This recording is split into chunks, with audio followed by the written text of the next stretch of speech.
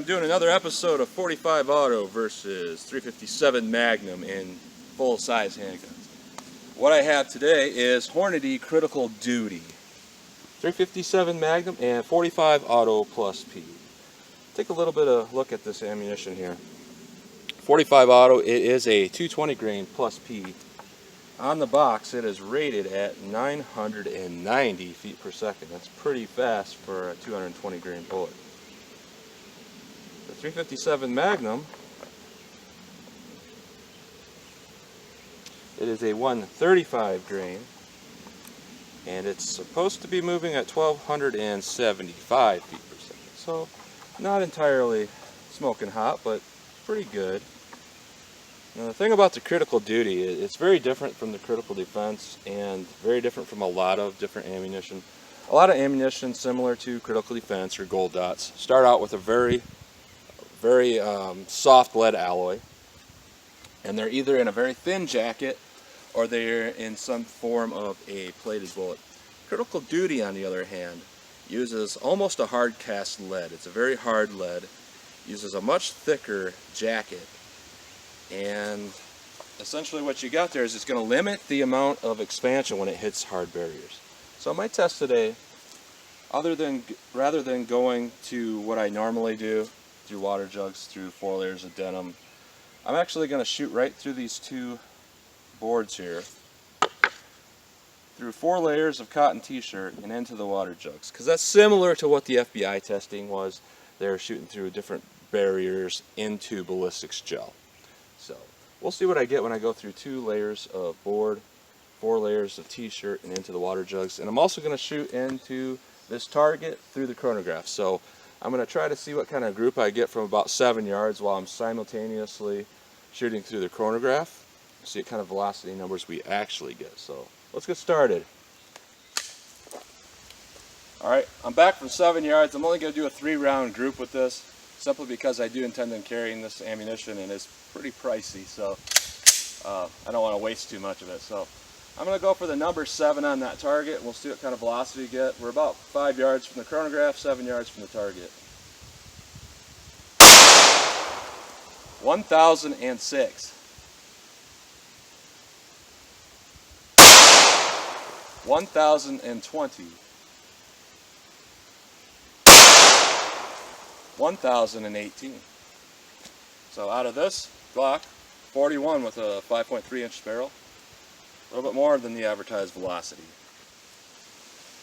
Alright, 357 mag, I'm going to do double action, and I'm going to shoot a little bit to the right of that 7.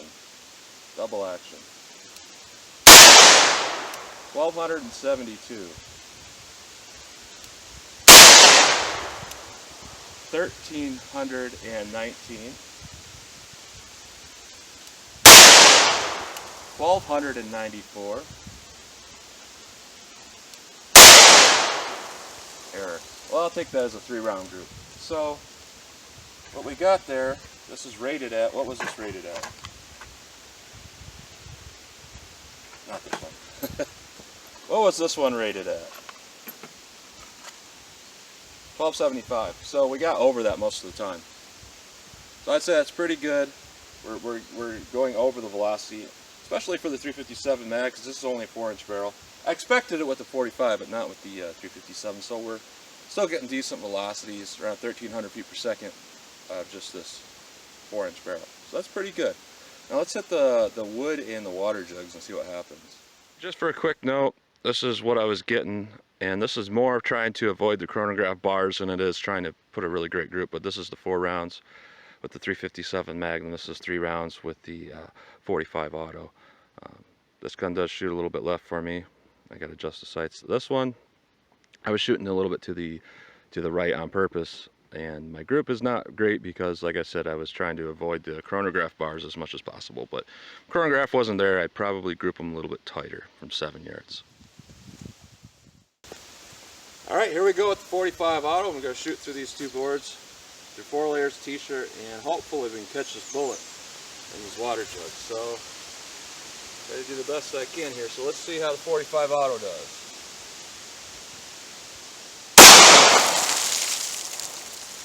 All right.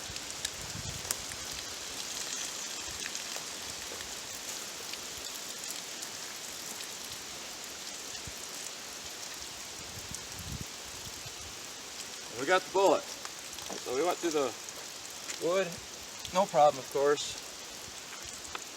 I actually cracked this bullet here out the back of this. It kind of suggests expansion, but I'm not sure. Board 1, board 2, denim. First board dumped a lot of energy. That also indicates some expansion as well. 1, 2, 3, 4, 5. Fifth jug.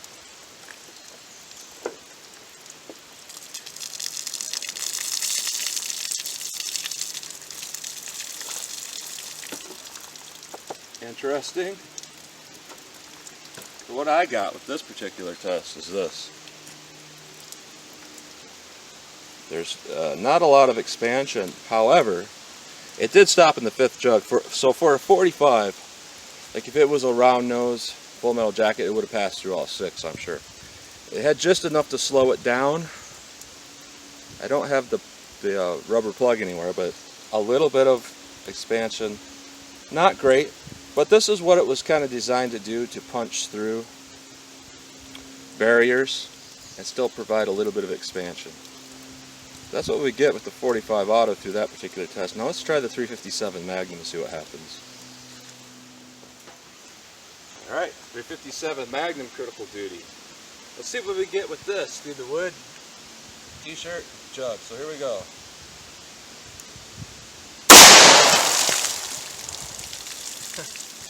Okay. Alright, of course we went right through that wood. First jug is devastated, second jug is devastated, third jug is devastated, fourth jug through. And what we got here, okay, this is jug 5. And what we see here is a little bit of a pedal catching jug 5. And we got a little bit more expansion than what we got with the 45. Overall widths of the bullet pretty darn close at this point. That's pretty sharp, jagged edge. So starting of the fifth jug with this was in the fifth jug.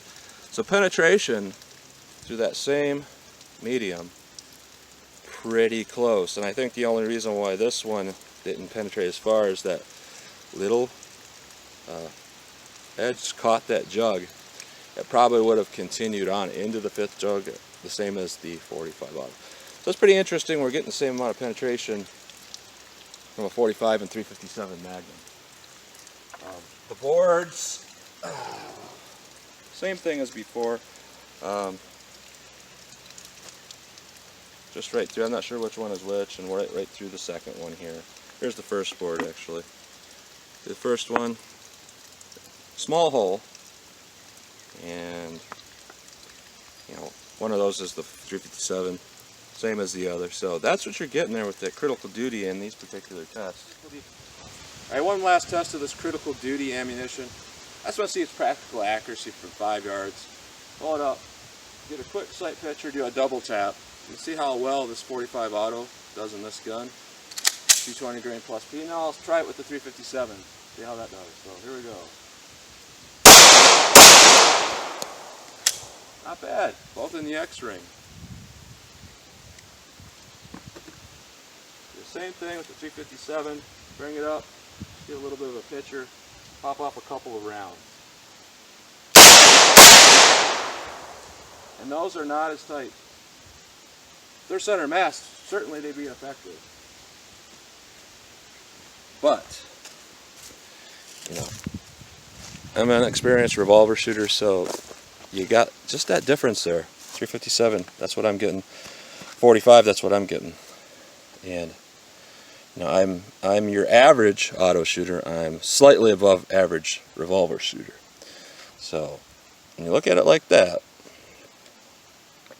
you know, this is definitely going to be effective though. Size of my hand, you can see, you know, this is not, you know, that is about the width of a person, so that would be effective. But it's 45s. I put those 2 rounds on there a lot easier, a lot quicker. So that's what I'm getting for practical accuracy with these critical duty rounds. So that's what I'm getting with the 45 auto versus 357 Magnum and full-size guns. I would say pretty close performance between the two of them, despite the fact that the 357 Magnum is a little bit more powerful, and it seemed like the splash was a little bit bigger actually with the 45. So I would say for a 45 this is a little bit more powerful than average. 357 Mag, that's a little bit less powerful than average. Overall, pretty good performance, and I really wouldn't have an issue with carrying both of them. So that's what I'm getting. And comment, share, and like, and as always, thanks for watching.